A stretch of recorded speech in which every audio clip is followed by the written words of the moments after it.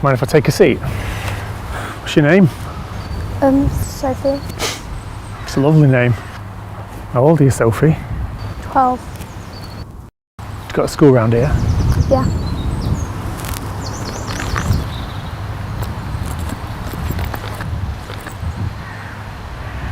Pretty mature for your age. Do you have a boyfriend? Do you know how sexy you are?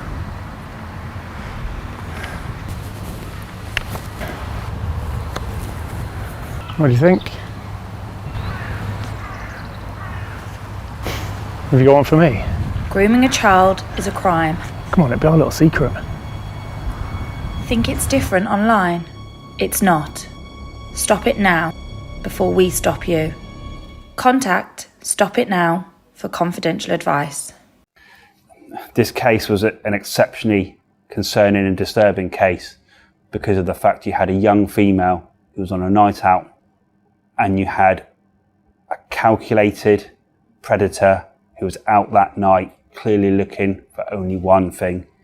He has watched the victim.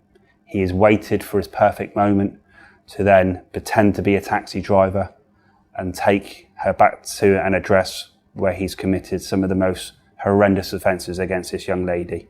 The CCTV starts off with the defendant sat in his vehicle. The defendant has come from his home address and is driven through the city centre. You have the victim who is then walking down Union Street after a night out.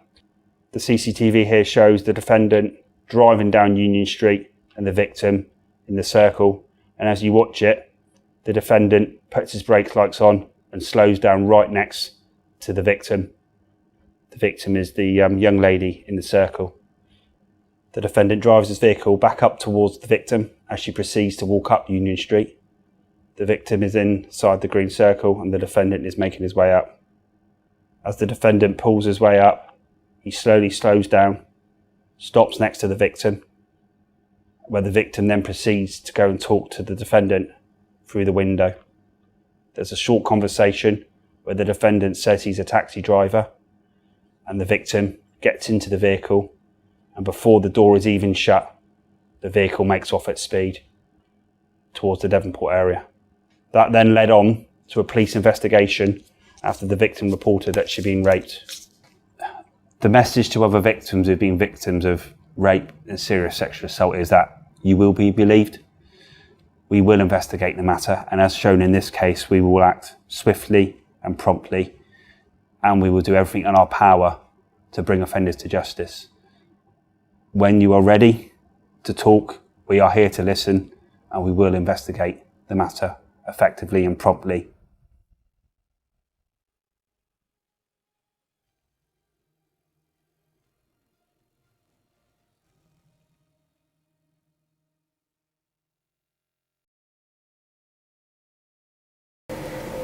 Child sexual exploitation and abuse is an abhorrent crime which affects the very vulnerable and often the youngest people in our communities. It's absolutely a top priority for West Yorkshire Police, and putting the victims of child sexual abuse and exploitation at the heart of everything we do is really important to us. West Yorkshire Police has made significant steps in tackling child sexual exploitation and abuse over recent years. In 2012, we restructured our safeguarding units, and there are now 5 specialist safeguarding units across each of our district policing areas. And there is regular oversight by me to make sure, with the safeguarding leads from those areas, that things are being delivered in the way that would be expected across the force. We work really closely within these areas with partners from the local authority and the third sector to make sure that the services that we want to deliver to victims are absolutely delivered in the right way, and that we build the confidence of victims to come forward to us and report these crimes. So as part of our approach, we've spent a lot of time training our frontline officers, who were the people that will come to contact with victims of CSE most often, so that they know what kind of signs to look out for. We know that there's a big link between people who experience exploitation and being missing either from home or education. And other kind of signs that we want our frontline officers to look out for is becoming increasingly withdrawn, a sudden change in behaviour that might be reported by parents or school, people having gifts that we know that they don't have money to buy. All of these things might signal to us that somebody is being exploited, and at that point then we can make sure that we've got the wraparound support for that individual to identify some of those vulnerabilities and to help them disclose any offences to us if there is anything that's happened to them that they want to tell us. Investigations into child sexual exploitation and abuse are often sensitive, complex, and do take some time to come to their conclusion. The very nature of exploitation means that quite often victims don't realise that they're actually being exploited. They don't understand the coercive nature of the relationship that they've been in. And therefore it does take quite some time for them to trust other people and to tell us their story about what's happened to them. But we will take what they're saying to us really seriously. So if you were to come to West Yorkshire Police and report a crime that had happened to you, you would be dealt with by a specially trained officer, a safeguarding officer, and there would be then a wraparound of support from other agencies that would be able to stay with you and support you for much longer than the investigation lasts. We'd also provide support in going through any investigative and court process. We can't tackle child sexual exploitation and abuse on our own, and it's everybody's responsibility. Teachers, parents, communities, police officers, local authority partners, to tackle this issue in our society. So please do come forward, have the confidence to speak to us so that we can then help to bring offenders to justice.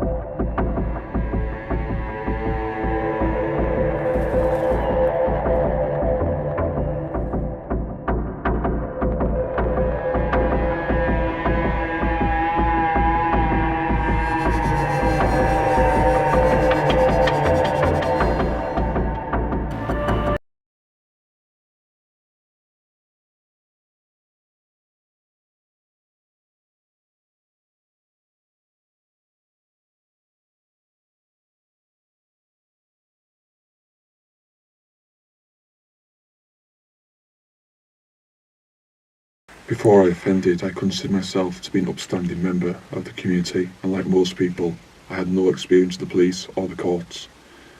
At the time I didn't realise it, but when I look back, I was in a spiral of depression caused by boredom, a job I didn't like, money worries, problems in my marriage. My wife and I had stopped communicating. We weren't intimate any longer, and my low moods just added to the cauldron. I could go on, but I was basically unhappy with life, and my offending gave me excitement and intimacy again. I knew my victim to say hello to because we usually passed each other or saw one another when we were walking our dogs. I didn't know who she was or where she lived. That led us to passing the time of day discussing the dogs. We got friendlier, and she obviously became comfortable with me. I didn't decide one day that I'd go out and find a 14-year-old girl. The situation developed after I met her quite innocently. Having said that, I did look forward to seeing her and became sexually attracted to her, and I went out my way to develop the relationship. I found out from her where she went to school, where she lived, and we just happened to be driving past and offer her a lift. And because she was comfortable with me by then, she was quite happy to get in the car. I was concerned that she would tell a friend about me, but it soon became apparent that she did not have many friends of her own age, which did make it less risky for me. Simply by being nice to her, listening to her problems, being supportive, and she would often say to me that I was the only person she could really talk to. Like most teenagers, she was having disagreements at home with her parents about rules, and I took advantage of that by being nice to her, taking her place in the car, buying a small present, junk food and the like. She did enjoy getting taken places in my car, which seemed to be a big attraction. A lot of our sexual activity took place there. To be honest, there was no resistance, as it was all very gradual. From when we first met walking the dogs, the relationship developed sexually without any resistance, because we spent a lot of time texting each other, and I found it easier to become sexually suggestive in a text message. We started to send each other naked pictures of ourselves, and again, things developed gradually to the point where we're having physical sex.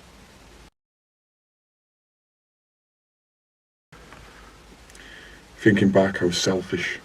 It was all about me, without any thought for the girl or how it would affect her in her life, relationships and trust. I did groom her for a long period of time, to the point where she did call me her boyfriend and did believe we had a future. I also feel ashamed thinking about her parents, who have every right to think of me as they do, as I took advantage of their daughter at a time when they were having normal teenage problems with her. Likewise, I never thought about the effect it would have on my own wife and children, who have suffered at school because their father is a child sex offender. I was caught when the girl's parents became suspicious and thought that something wasn't right about our cover stories. They checked the messages on her phone, and the rest, as they say, is history. It did take a third party to stop my offending, as although I knew what I was doing was wrong, I couldn't seem to stop myself.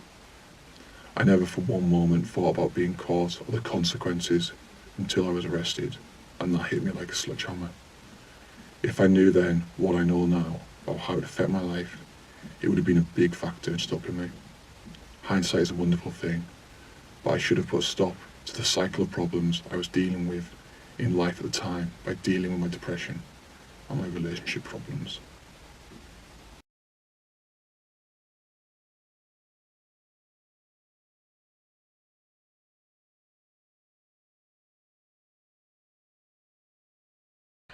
One of the main ones was being plied with alcohol, gifts, getting money, cigarettes, getting them to buy you a bottle of wine, things like that. But they weren't just a friendly gesture. They were, manipulative gifts in exchange for sexual acts that at the time I didn't piece together to be two and two. The signs that I was aware of being that I could now look back at and see that I was being groomed are just things like one of them wanted to be in control all the time. He used to say I was his girl. He'd give me bracelets, and if one of the other ones touched me, he wanted it to be in his way and not in their way. He wanted to be in control of that. He always wanted to be in control of it. Not only that, threats of them exposing what was happening. So they said things like, oh, I'll tell your mum, I'll tell your other friends, they'll see you as a slag, they'll see you as, you know, a whore, loads of insults that would stop me from speaking out for a long time, because they were older, they were able to manipulate me thinking that I would never tell anybody. Other things are like that they would buy alcohol, you'd be drinking, but they wouldn't be drinking. They'd still be on the first glass whilst you're on the second bottle. It's preying on vulnerability. I don't think it was a surprise, or I think they specifically picked on me and my friends because we were vulnerable. We didn't appear to be the most strong-minded. We seemed like the people that you could pick on. And I feel like that's why they chose us.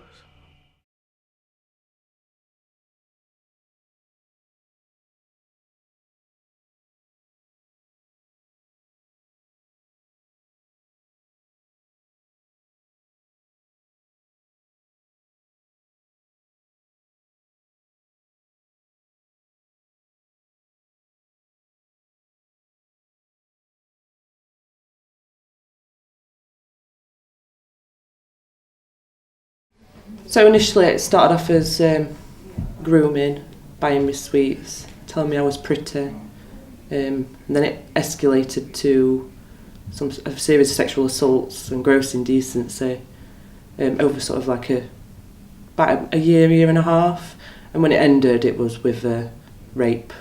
It led me to believe that it was a relationship. It was an adult sort of relationship. So he used to say that I was his boyfriend. He used to call me his girlfriend.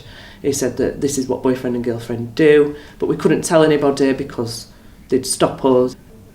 It's affected me my whole life now. I turned quite perverted for a while when I was quite young, drawing explicit images, looking at porn images, talking pervertedly towards my peers, and even started masturbating really young. And then as I got older, when sort of normal people my age were learning about relationships and sexual relationships, I found it really difficult because I'd already done all this. And I remember reading a book about age 9 about sex, and sort of realising at that point it was wrong, but couldn't accept that it was wrong because I thought that he loved me and he was my boyfriend. Then when I got to teenage years, it was really, really difficult. Like I said, 'cause people were learning about normal sexual experiences, and I repulsed the thought. I couldn't bear the thought of anyone touching me or being around boys, to the point where I started self-harming because I just couldn't understand why I'd already had all this so young. And it even affects me now as an adult. I still have night terrors. I'm very wary of men. I've had very few sexual partners. It took me a long time to trust. It's just been really hard. Anxiety attacks, constant flashbacks, nightmares. It affects everything I do with my own children. I'm so protective of them. I quiz them all the time about where they've been, who they've been around, even at school. And at the childminder, like who's toileted them and silly things like that you wouldn't normally worry about. I've been to numerous counsellors throughout the years, been in and out of the mental health services for many years. There was one counsellor that I finally felt I could open up to, but you only get a very short, through my GP practice, but you only get a very few actual sessions. So I mentioned it and basically said, oh, well, thank you for trusting me, but we haven't got the time anymore, but you can self-refer again in 3 months. So I sort of shut the door again. But then I found this charity ran one local to me, and they specialise in like abuse counselling, and they get a lot more sessions with them. I think they initially give you 20, but they extended mine to 32. And it was there that I really started to explore it. It wasn't my fault that, you know, a child of that age couldn't have possibly, you know, been in a full-blown adult sexual relationship. And that's when the penny really dropped. But the problem was, because I only ever knew him as Matt, I never had any other details of him, I had to tell my parents to be able to find out his full name. So with like sort of nudge from my counsellor, she said, right, you're going to have to do it, and when I see you next week, I want you to tell me that you've told your mum. So I kept trying to catch her in person because it wasn't a conversation I wanted to have with her over the phone, but it ended up being over the phone, unfortunately. But she did tell me his full name, And then I did a bit of Facebook tracking and managed to, and Googling, and found him on Facebook. So then the picture of him was with a little girl.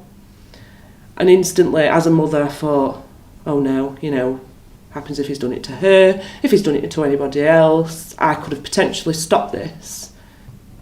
And I thought, if people would want to know who's what he's done, and want to protect their own children. So it were a couple of weeks after I'd found out his full name that I finally got the strength to actually ring 101 and report it. And from day dot, they were really good with me. They did, but I were really worried about not being believed. They'd be dismissed because it was such a long time ago.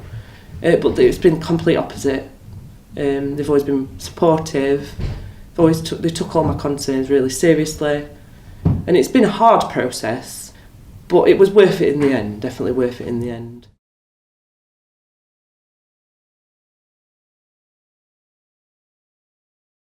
Just do it, bite the bullet, do it, because that itself, finally telling my mum, was a massive relief, because it's something I've carried on my own apart from a school friend for many, many years.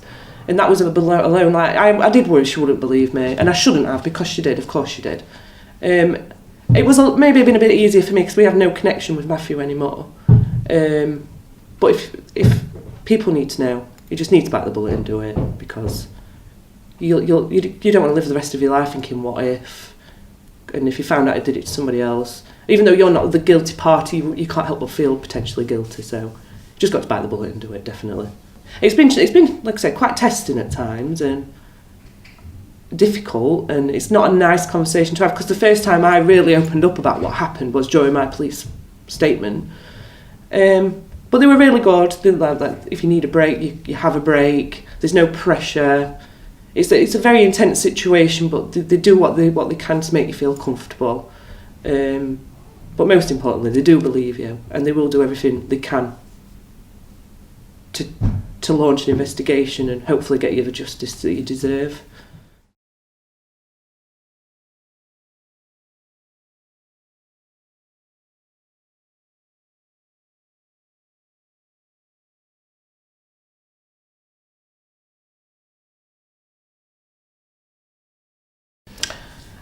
The force themselves are obviously very busy. If you email them or you ring them, they will always get back to you, but obviously they've got a job to do. Yeah, they need to be seen to be being fair, doing a fair investigation on both sides, which can be quite difficult. However, you want it to be done properly. So you've got to set that aside, that they are doing their job. But as much as they're there for you and they'll talk to you, they're not counsellors, the police officers, so they're effectively doing their job. I did hear about an external service that my friend used, and that's called Independent Sexual Violence Advisors, or ISFAs for short. And you can self-refer to them, and you can self-refer to them before you've even reported it. And their theory is that they'll support you from report to court. And so I did it, and initially I had a different ISFA, and although she was a lovely woman, we didn't get on very well. So I asked for a new one, and I got the one that I've currently got. And she's been absolutely amazing from day dot. She was there next to me in the courtroom. She was there with me throughout the whole process. I really couldn't have done it without her. I'll be eternally grateful to her. But yeah, she's even there to give you a cuddle after you've come out of court, tell you how well you've done. So I would definitely recommend the ISFA service.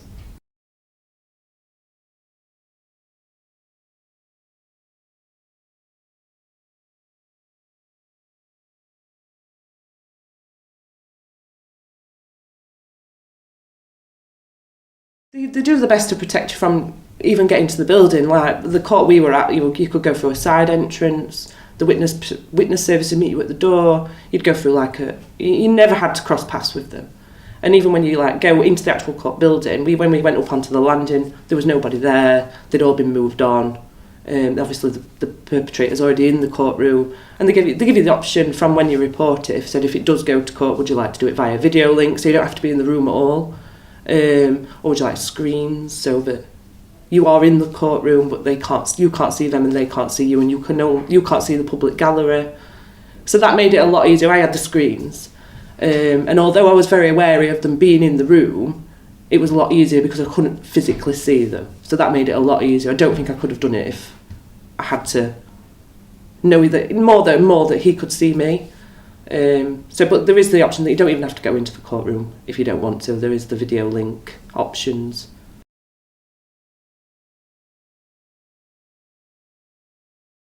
I was in my doctor's waiting room with my children, and I wanted to scream as loud as I could, but obviously it wasn't quite in the place. But it just felt a bit surreal. It felt like the battles that I've had for all those years had come to an end, and it had been obviously in my favour. It was a unanimous verdict as well.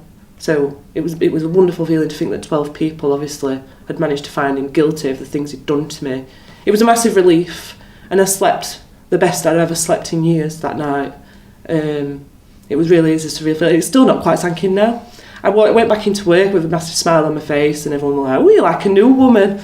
It was a really wonderful moment to finally have after all these years.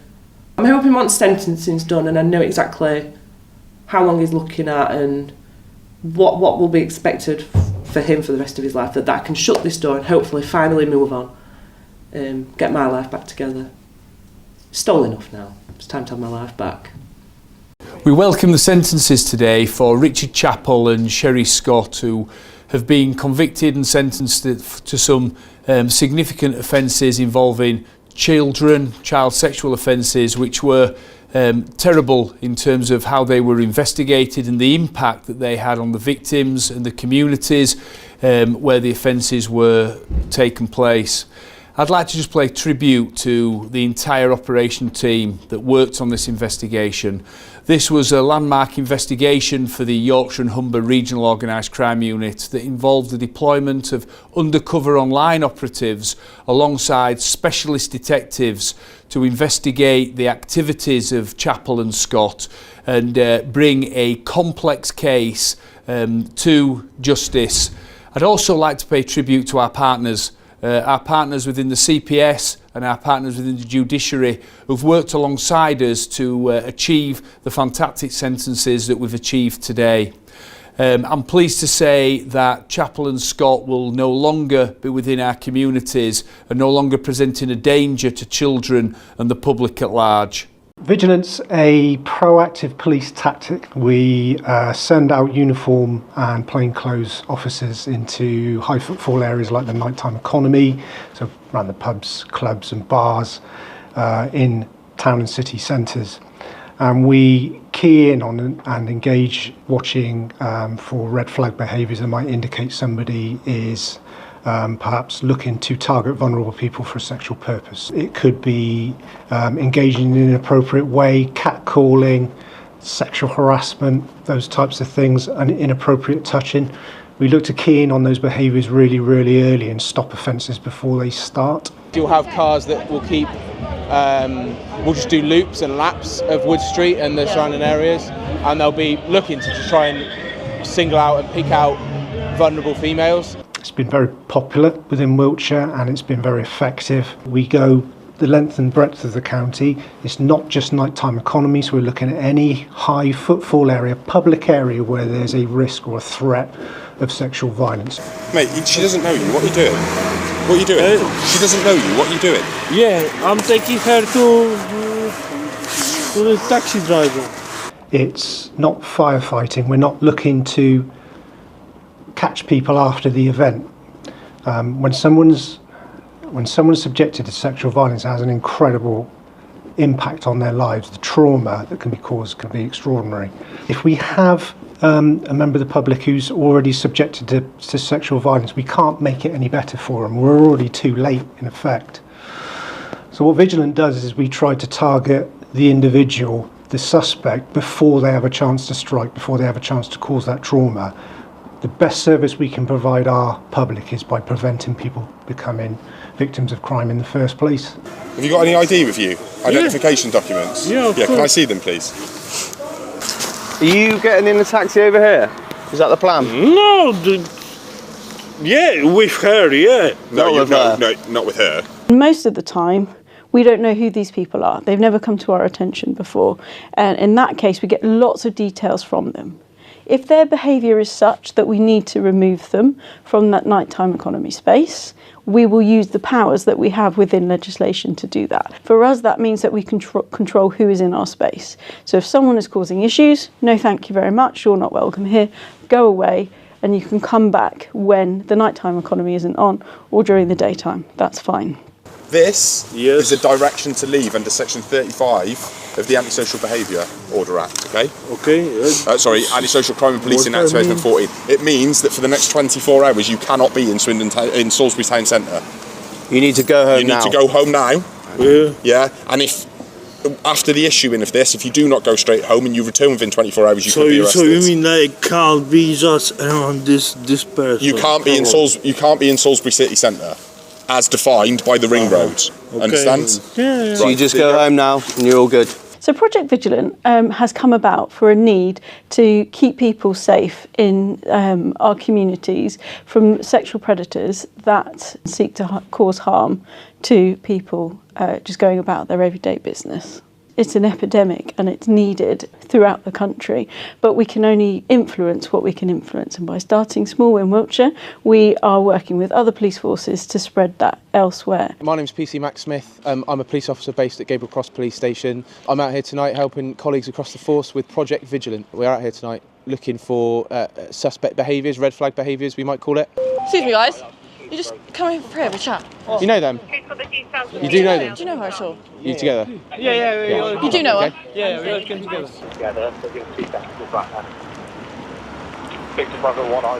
So those two that we just got some footage of, someone's just called up basically saying, identifying them and asking if we can go and make sure they're all right.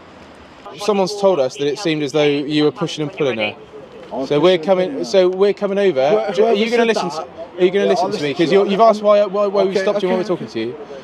So someone's told us that.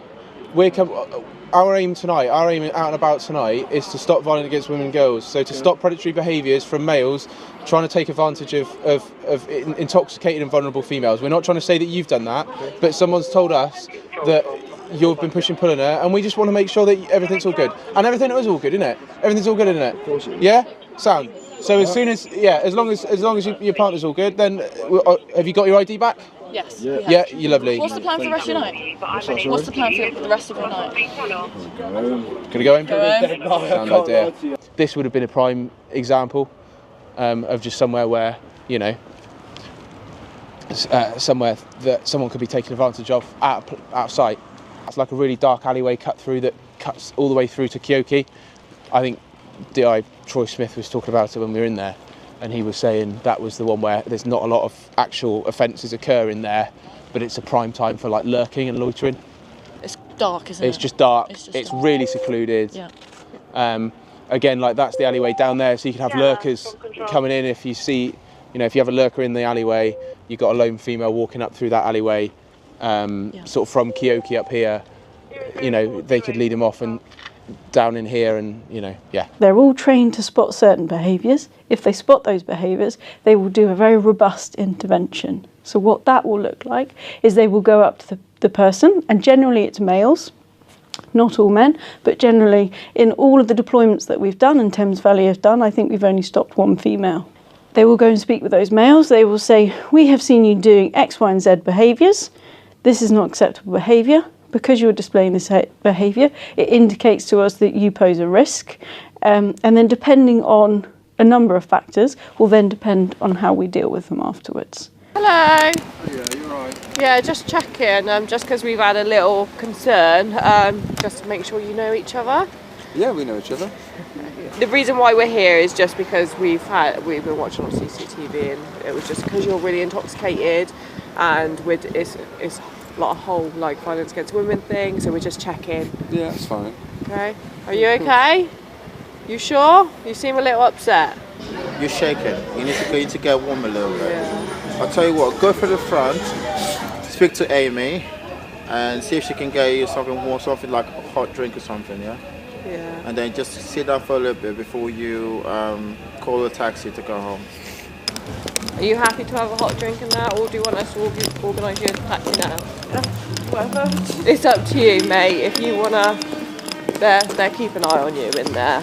If we run checks on them and they are, if they've committed offences, then we will look to arrest them. And if we see them committing any offences, sexual assaults or anything like that, then we will also arrest them. So we've got a whole spectrum of ways that we can deal with people. So immediately after deployment, we will have a debrief. What that means is we can collate all of the information and all the intelligence that we've gathered throughout that deployment. We will have a meeting to discuss the individuals that have come to our attention.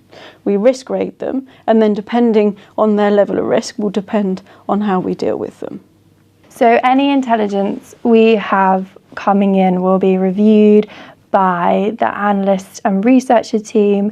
Every piece of intelligence that comes in will build a bigger picture. It's like a little piece of a jigsaw puzzle. So every piece we get in, we will map so that we know exactly where that incident occurred. And so as we get more and more pieces in, we can build a better picture. And then we can potentially work to link events if there are any linked events, or identify high risk areas that we maybe need to look to patrol more, or we can link offenders, so we can look through our lists of offenders that we already have and cross-reference them to the ones that you've given a description for, things like that, so we can really start to build this big picture of what's happening so that we can try and make Wiltshire as safe as possible. What we encourage people to do, particularly men and boys, is to be upstanders rather than bystanders. If it's somebody within your own friendship group, then you're more, it's safer perhaps for you to intervene in that. If you had somebody, if say you were a young man and you're out with a group of friends and one of the friends says something sexual to a woman, makes her feel uncomfortable, something that you think, that's not right. What you can do is you can be the upstander there and say, look, that's not right, I'm not into that. The thing is, if you allow these kind of behaviours to carry on, it normalises that behaviour, emboldens people to perhaps take a next step into something even more inappropriate and perhaps into crime. What are you doing back here? Yeah, I live here, Where do you live? I live here in the... Okay, how come you've come back here? No, I need to go, no problem. Sorry? I go home, no problem. Okay, have you got any ID on you? Okay. You made her feel very uncomfortable. No, it's cool. You made her feel very uncomfortable. Okay, no. Okay. Yeah. It is a problem. It is it's a problem. Okay, because just for asking me, I ask you. Okay. If we see anything like that again, you're going to get yourself into trouble, all right? It's good, yeah. Okay. Okay, no problem. Okay, all right. Yeah. Take care of yourself. Yeah. Yes. We're not looking for women and girls to change their behaviour, so we're not saying you mustn't do this and you mustn't do that. What we're saying is look out for this, look out for that, and tell us about it. We suggest people start keying in on behaviours that are outside of the norm, so they are anomalies, so to speak. People use grooming in all sorts of situations, but it's trying to make the other person think that you can be trusted, that you are somebody that is basically a good guy. So when we spot someone with red flag behaviour, we'll look to initially just go and speak to them. We'll challenge them on their behaviour, but initially we want to gain their identity, see why they're out in the town that night, see what they're up to. If it is that they're completely sober, and they're displaying those behaviours, we might utilise our powers, such as a Section 5 dispersal order. Some people don't like being challenged on their behaviours. They might refuse to give their details, things like that. We can use our powers under the Police Reform Act to gain their identity. Once we have that, if we've not identified any criminal offences, but just red flag behaviour, we'll look to submit intelligence, and we'll look to disperse them from that area that evening, so that they don't return to that town centre. So some plainclothes officers spotted him urinating against a wall. Obviously some officers have intercepted him and have witnessed that as well. We've asked for his ID to disperse him, and he's refused to provide that ID. So he's obviously been arrested on suspicion of, I presume it would be indecent exposure, just to ascertain his name and address. As long as he provides that, then he might be on his way this evening, but yeah, he's been arrested for the moment for urinating against that wall. So looking at those grooming behaviours where they're trying to get someone to go separate them from their friends, they're repeatedly engaging with different people and then moving back and then loitering again. It could be hanging around drinks within the, if you're inside a pub or club, it could be that they're hanging around someone's drinks and looking as if perhaps they're going to be looking at spiking someone. It could be somebody who's particularly aggressive or overbearing, that physical aggression that you see, that physical dominance you'll see. Their behaviours really that we need to know about. If you see a police officer on the street, point that out to them. Have to leave, so go away. I don't understand why. And we've done it in the politest way possible. It's their bar. All right, if they want you to leave, they can ask you to leave. Where do you live? Right, off you go. Fella, you're only making the situation worse by lingering around here. Well, it's in your best interest. Listen to me. It is in your best interest to move on. I appreciate that. All I've asked is why have I been told that I can't no longer because apparently you've been making inappropriate comments to staff inside. Well, that's what we've been told. The police can solve a certain aspect of it. We can deal robustly with individuals that seek to cause harm. However, we can only deal with people that we know about. By empowering our communities with the same information and a level of training, once they identify these people that cause the risk, we can then know about them, and then we can go in and deal with them.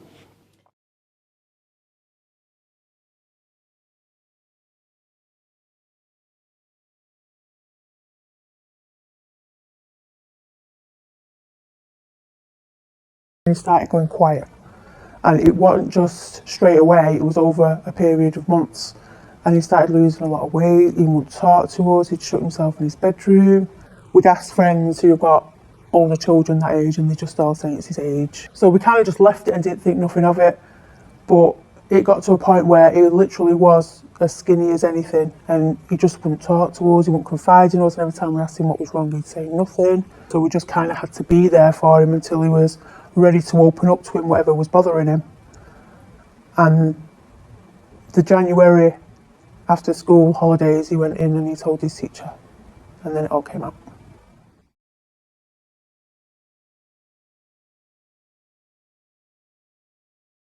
At that age, it was constantly Xbox and PlayStation, and I didn't understand half of it myself, to be honest with you. I still don't, but he'd make up groups to say it was a football group, so his son got in that way, but then he'd bring other children in from different places, and it was kind of this little ring then. He'd give him money to buy games online. He'd just constantly be talking to him via Xbox and PlayStation.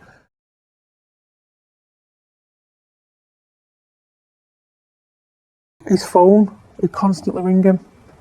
At times when I go in his bedroom, he had his earphones in, and I tell him to turn them off, and he said no, it helps him sleep listening to music. When it all came to light, it was actually him that had made my son stay on the phone. The longest phone call was, I think it was 34 hours. That it just made him stay on the phone all day, during school, all night. At tea time, he'd have his earphones in so he could hear what the family was saying.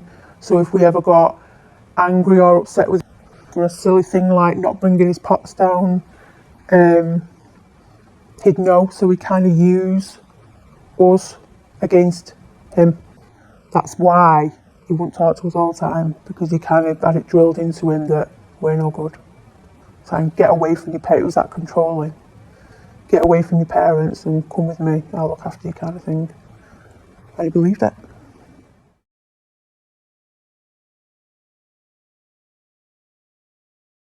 He lived quite far away, and he used to come and get the train to meet him from school, and then he'd take him on the fields, and that's where it would all happen.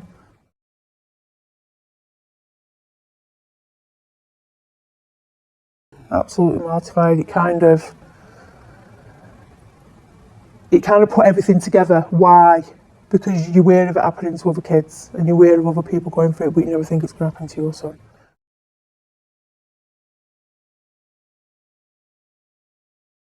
If they go quiet, if they go withdrawn, and someone says it's just their age, dig further. Absolutely. Keep an eye on what they're doing on telly, keep an eye on their Xboxes. I mean, we've got all the Xboxes plugged into our phones now, so if anyone messages them, it comes up on our phone what the message says. It's not just outside, it's when they're in the home, in the bedroom, and they've got the phone and their Xbox. That's how people can get through to them. You're more scared of them going out than you are being in your own house where it's safe. But we found that being at home wasn't safe for him at all. That was worse. That's where it was all happening, right under our noses.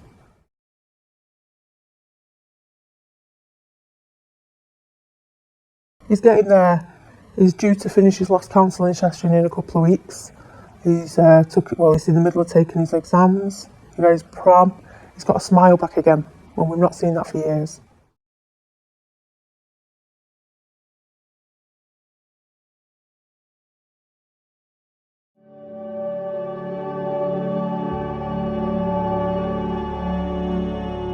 Shani was 26 years old when she died.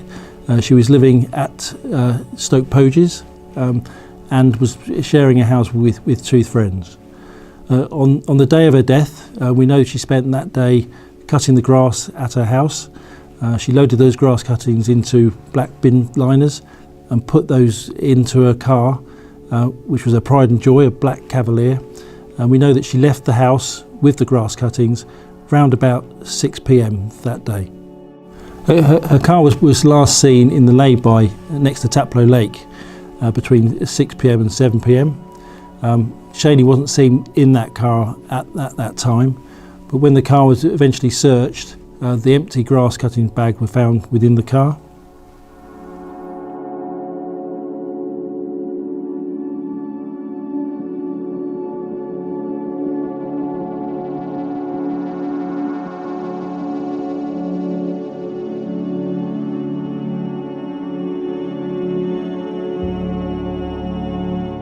Shani's body was found the next day in the early evening. Her legs were tied together with a tow rope, her hands were tied behind her back with a jump lead, and she had a gag around her mouth. As is normal, a pathologist was called to the scene. He attended, and it was his first impression and opinion that he believed that Shani had committed suicide. During the post-mortem, no mouth swabs were taken from Shani. These days, that is a standard practice, and mouth swabs will be taken during all post-mortems. Despite the initial opinion of the pathologist, Thames Valley Police did investigate Shani's death very thoroughly. A full murder investigation took place, and that unfortunately led to no one being arrested at that time.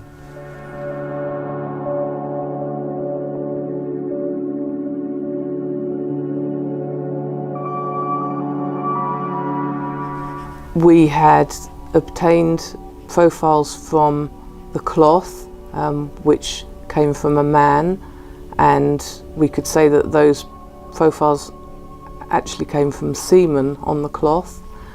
And we'd also got results from the bra taping with the same profile on the bra taping, and again that profile was from a man. The profile was sent to the UK DNA database, which holds the profiles of millions of convicted offenders, and the database revealed that there was a match with the profile that we'd obtained, and that match was to Donald Robertson. The match was 1 billion times more likely if the DNA was from Mr. Robertson rather than if none of the DNA came from Mr. Robertson. So that was in relation to the cloth. The result from the bra taping was slightly different, and in that case the figure was 27 million times more likely. So in June 2021, Donald Robertson was arrested and interviewed. For the vast majority of the time he went no comment. We know that he was a active angler and was asked whether or not he'd ever been to Taplow Lake. Have you ever been to the lake in Taplow? No, not fishing. You've never been fishing there? But have you been to that lake for other reasons? No comment.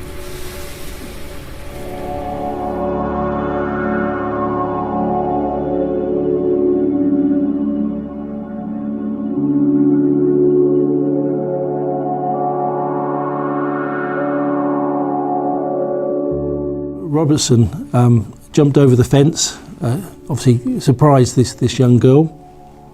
She tried to run away. He ran after her, grabbed hold of her. He stated that he had a weapon. She was then manhandled through the fence onto the school playing field and was then made to take her clothes off, and she was raped. When we did research in relation to Robertson following his arrest for the Shaney case, we found the 1981 rape, saw that Robertson was a suspect, got additional new forensic tests carried out, and from those tests we managed to get a DNA profile which again matched Donald Robertson to the tune of 1 in a billion.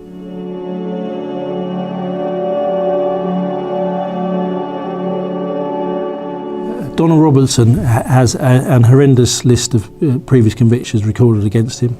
The large majority of them are for serious sexual assaults. He's a man that spent the majority of his adult life in prison. It's always really satisfying to get a result in a case like this where the work that we've done leads to a case being resolved and leads to closure for the friends and family in a case, and makes us feel that we've been able to contribute to seeing justice being done. The Major Crime Review team are working on a number of cases at the moment. Anybody that's got any information in relation to any historic case, I'd urge them to please make contact with us. Any fresh evidence or information will be looked at, developed if possible, and hopefully will be used to try and bring suspects before the courts.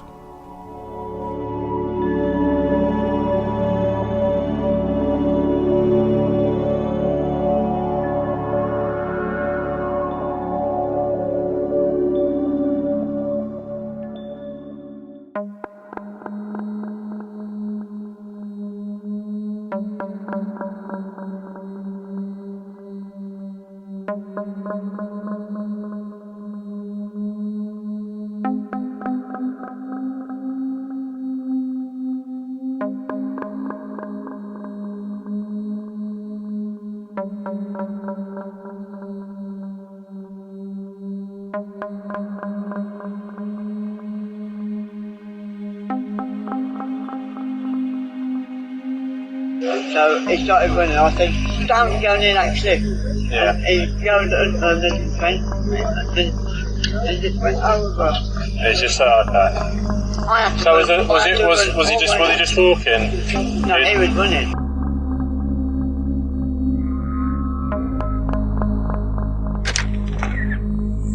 Hi there, is it Anthony? Hi there, can we come in? Okay, so I'm going to be arresting you for a number of offences. I'm just going to explain what those offences are and then I'll caution you. So I'm arresting you on suspicion of attempted murder, of sexual assault by penetration and child abduction, sexual assault by touching a girl under 16, touching a vagina, body and mouth, okay?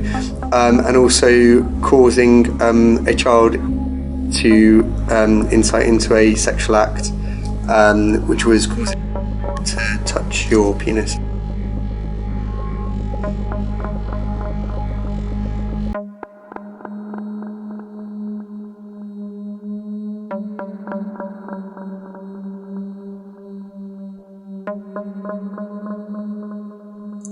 Did you want him to go over the cliff? No problem. What did you want to happen? No problem. Did you push him over the cliff? No comment.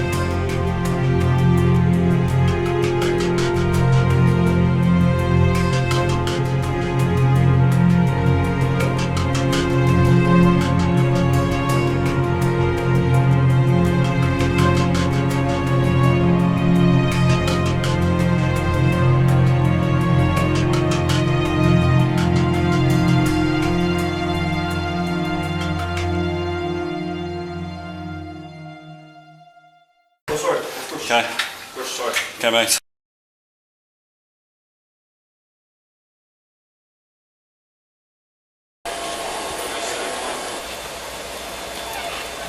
Yeah.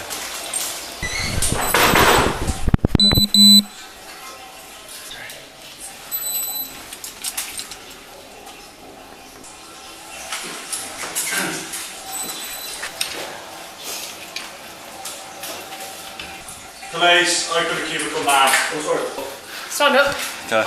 You doing it? Stand up. Stand up. Stand up now. Get your hands out your pockets. Stand up now. Do it now. Turn around. Time is 6:32. You're under arrest on suspicion of rape. You do not have to say anything about the army offence. You do not mention when questioned something you later line in court. Anything you do say may be given in evidence. Assess the issue arrest, being a prompt to effect an investigation, protect the person with further harm. What's your name? Harvey. Harvey. I'll be completely honest. I want to know your name. That's all I want you to be honest about right this minute. Harvey. John Mark Harvey.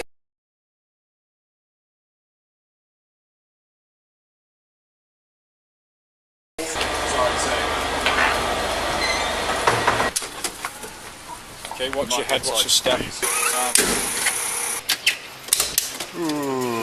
All we're going to do is walk up this ramp towards that door, yeah?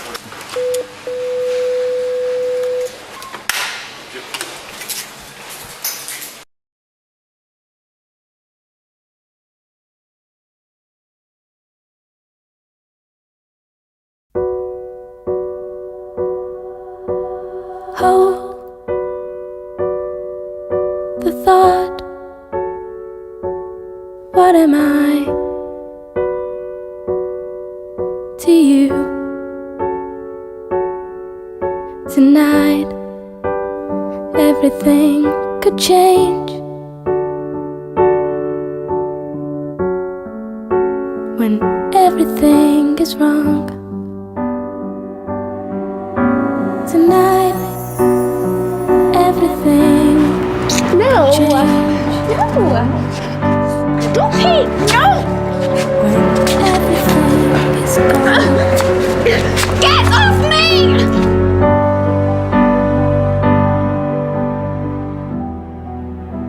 When everything is gone.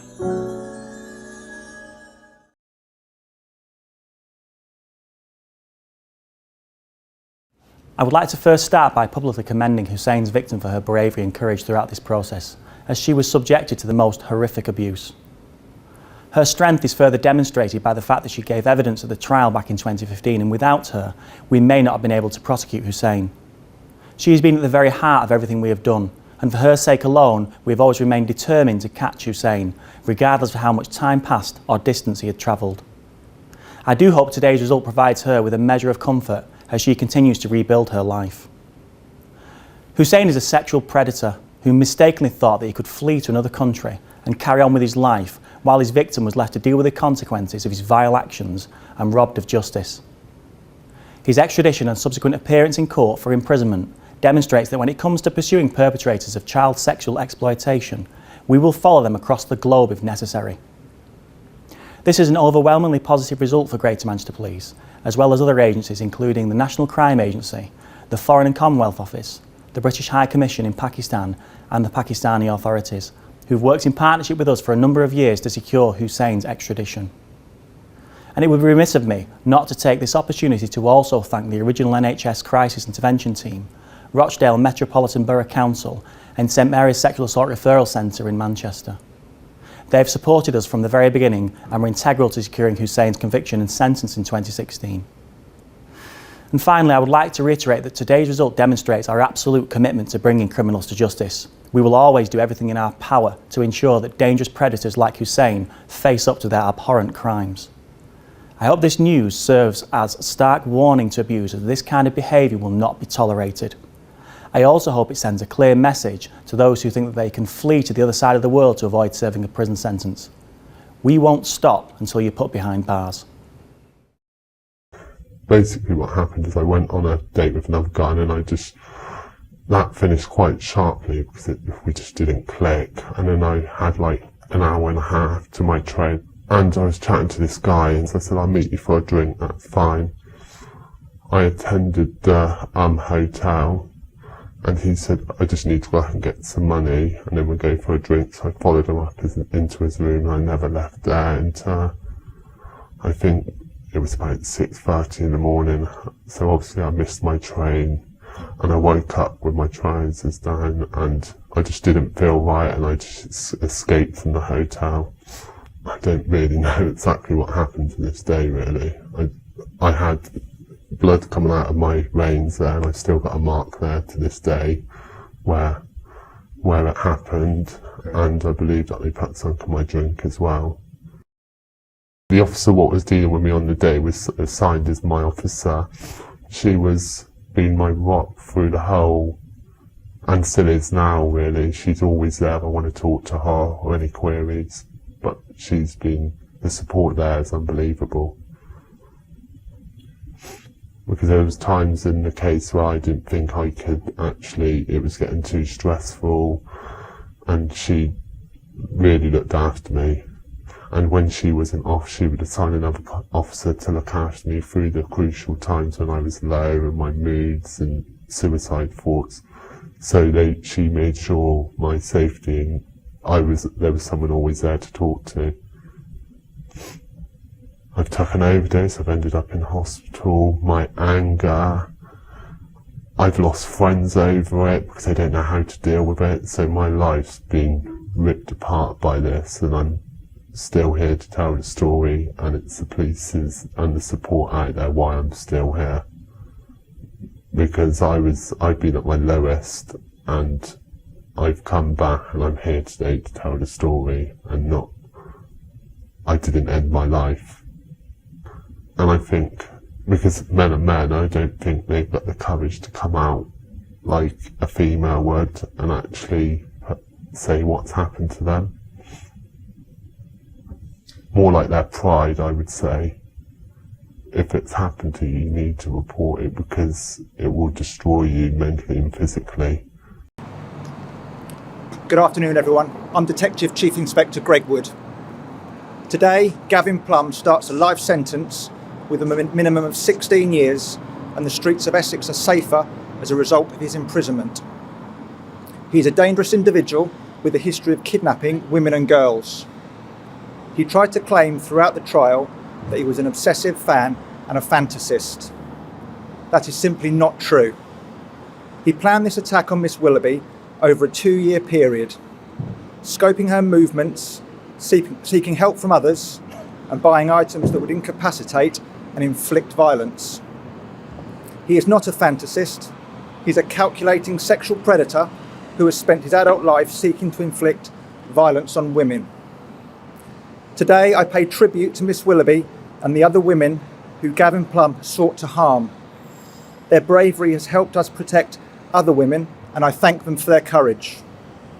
This case has brought misogyny and violence against women and girls to the fore. It has demonstrated that we all have much to do to stamp it out of society. It cannot be right that men like Gavin Plum are able to join online forums where they freely vent their hatred towards women and girls and plot to cause them harm. We need everyone to stand up and call out misogyny and to report those causing violence towards women and girls. Essex Police will do all we can to bring offenders like Gavin Plum to justice and ensure women and girls in our county and beyond are free to go about their daily lives without fear of harm. Thank you.